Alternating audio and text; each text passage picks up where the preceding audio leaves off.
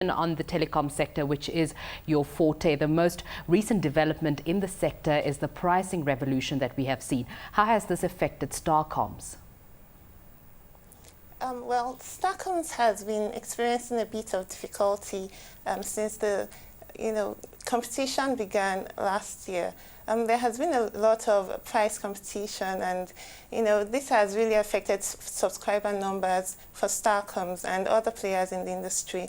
Right now, as at the recent results released by the Nigerian Communications Commission, Starcomms is now the third out of 4 major players in the CDMA sector of the industry, with about 1.5 million subscribers, compared to Visafone, which has about 2.5 million subscribers, and Multilinks, which has higher than that, about 1.8. So Starcomms has really been struggling with subscriber numbers, and of course this has affected revenue, and this has also affected their bottom line. So, well, Tomi, how exactly will the company increase its client base going forward?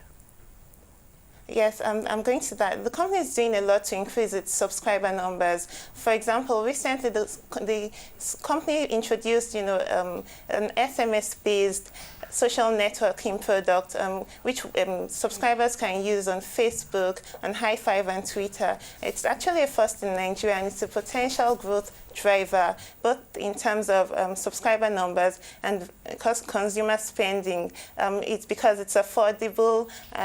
There's also an increased popularity of social networking sites among youths in Nigeria. So I believe the company has introduced this very innovative product, and this could drive subscriber volumes and bottom line ultimately. Well, looking at the global downturn plus the revolution in pricing, if the company does battle to get a bigger subscriber base or client base, how exactly they finance their costs? Okay, well, I would expect the company, right now the company is actually the company has several debts, both dollar denominated and, naira denominated. They had the dollar denominated debts contributed to their 8 billion naira loss, last year. They raised some funds, from the equity market also last year, and so far the company is having a bit of struggle with financing, and I would expect this to trigger consolidation, so to speak, among Starcomms and the stronger players, the more cash-rich players, both within the country and outside. For example, there are GSM companies within Nigeria that are doing pretty well, and I'll expect this to trigger, consolidations, because there's only so much the company can take in terms of lack of financing. Well, let's look at the outlook for the telecom sector. Many analysts are saying that it will still be a big market, but with fewer players. What's your take on it?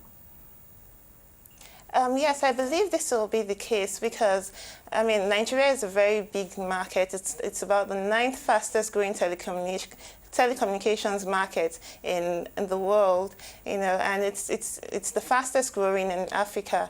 Nigeria's population is really large, and the penetration rates are considerably low. The penetration rates currently hover around 45%, 40 to 45%, which is really low.